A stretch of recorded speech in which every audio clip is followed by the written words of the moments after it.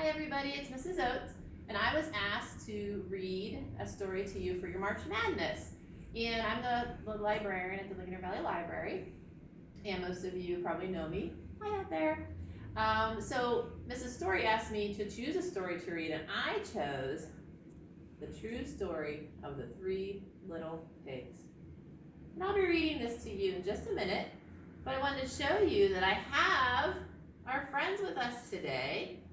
We have this guy, the big bad wolf, and the three little pigs. And if you guys remember the story, most of you know the story. The first little pig built his house out of straw. The second little pig built his house out of, it's hard to reach, sticks. And the third little pig, even though this looks like to me like bread, he built his house out of bricks. And the big bad wolf is the bad guy in the story. But when we read this story today, you're going to hear a different version of the story.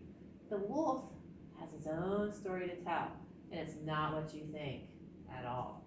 So I'm going to share that with you today. The true story of the three little pigs. And this is kind of funny. It's by a wolf as told to John Scieszka.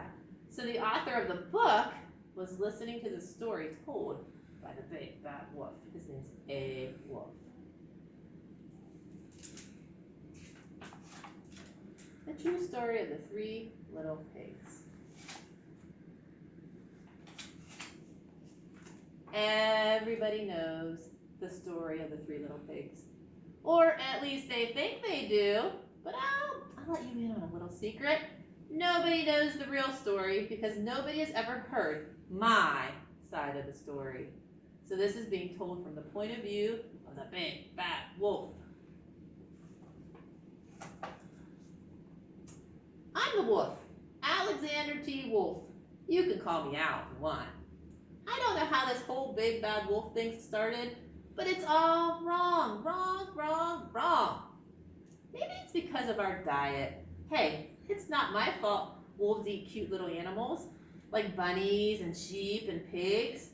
That's just the way we are. If cheeseburgers were cute, folks would probably think you were big and bad too. So here he is telling his story that if you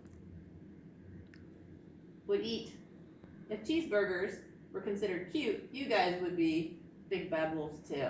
And I like this picture because you can see in his cheeseburger the bunny ears. Looks like a little rat tail, a little mouse tail there. I think that's kind of funny. I don't think I'd eat that cheeseburger. But like I was saying, the whole big bad wolf thing, it's just all wrong. It's wrong. The real story is about a sneeze and a cup of sugar. Sneeze plus sugar. This is the real story. So you guys have to decide while we're reading this today. Is this the real story? Or is the big bad wolf just trying to get you to believe his side of the story? So you have to think about what's true. Way back in Once Upon a Time, I was making a birthday cake for my dear old granny. I had a terrible sneezing cold, and I ran out of sugar. And you can see he's baking and making a mess, but I love this part here. Look what's in his cake for Granny. I see a bunny. Oh my. And there's his Granny up here, a picture of her. So his poor old Granny, he's making her birthday cake. And he has a cold. So I walked down the street to ask my neighbor for a cup of sugar. Now, this neighbor was a pig. And he wasn't too bright either. He had built his whole house out of straw. Can you believe it? I mean, who in their right mind would build their house out of straw? And here he goes, whistling. He's gonna go borrow a cup of sugar from his neighbor, the pig.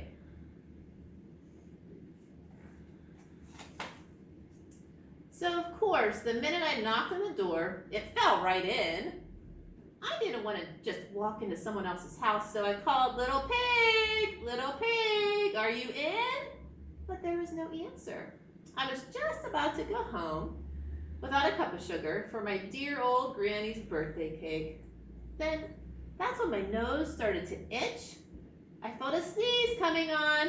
Well, I huffed and I snuffed and I sneezed, a great sneeze. Achoo! And you guys can probably guess what happened. And you know what? That whole darn straw house fell down, and right in the middle of the pile of straw was the first little pig, dead as a doornail. He had been home the whole time. You see him there? Dead as a doornail. It seemed like such a shame to leave a perfectly good ham dinner lying there in the straw, so he ate it up. No big deal. Think of it as a cheeseburger just lying there waiting for you. So he couldn't just leave it there, right? So he ate up the ham dinner. That's what wolves do. I was feeling a little better, but I still didn't have my cup of sugar. So I went to the next neighbor's house. The neighbor was the first little pig's brother. He was a little smarter, but not too much. He had built his house out of sticks. And you can see his house there, but all the trees cut down. Built them out of sticks. I rang the doorbell on the stick house, and nobody answered. I called, "Mr. Pig, Mr. Pig, are you in?" And he yelled back, "Go away, wolf. You can't come in. I'm shaving the hairs on my chinny chin chin." He is shaving his hairs. That's so silly. Not very nice. All he wants is a cup of sugar, right? I had just grabbed the doorknob when I felt another sneeze coming. I huffed and I snuffed and I tried to cover my mouth, but I sneezed a great sneeze. Achoo! And you're not going to believe it, but this guy's house fell down just like his brother's. When the dust cleared, there was the second little pig, dead as a doornail. Wolf's honor.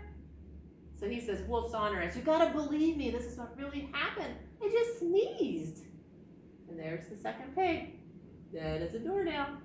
So you're gonna probably guess what he does, right?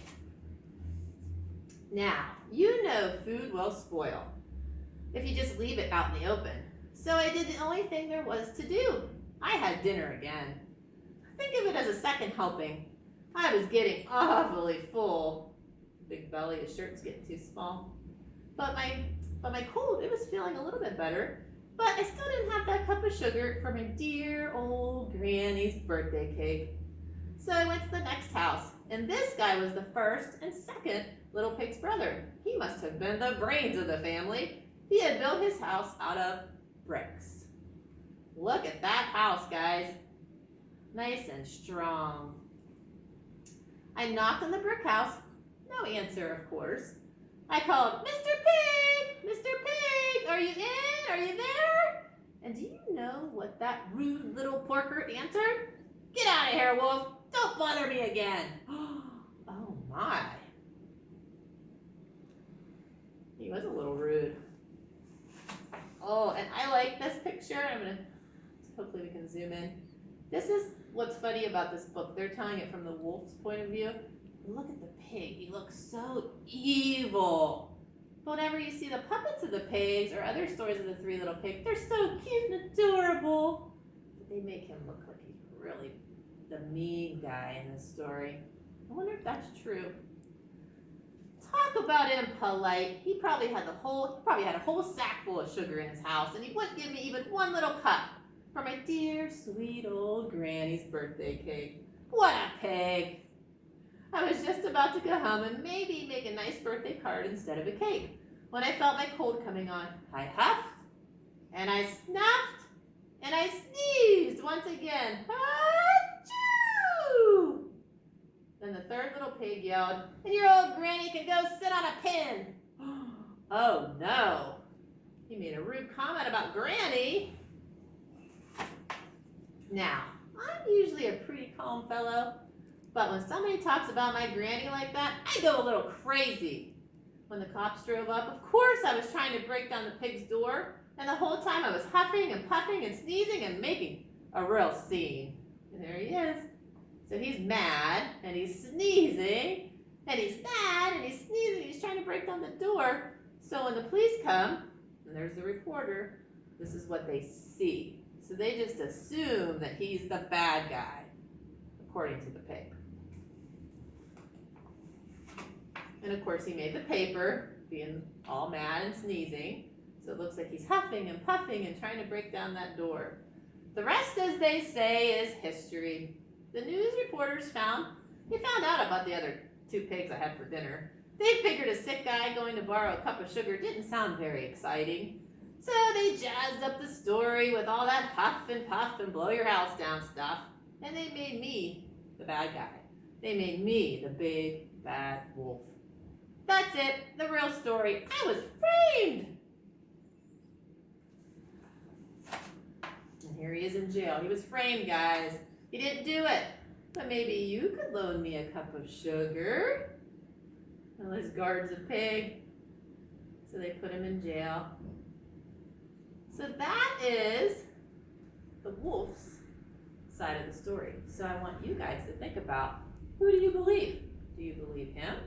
Or do you believe these adorable, cute 3 little pigs? It's always fun to hear someone else's side of the story. At least I think it is. So we have this book in the library. You're more than welcome to come and check it out. And I wanted to just say very quickly, this summer, we're having our summer program. And it's called Tales and Tales. That's why I wore my shirt today, to show you. And it's kind of funny because, look, a wolf has a tail. And pigs, and look, even these little puppets, they have their curly little tails. So tails, literally, tails, and then tails like a story. So hopefully you guys can join us this summer. All right, guys, thanks for listening. Thanks for letting me be a guest reader. I'll see you next time.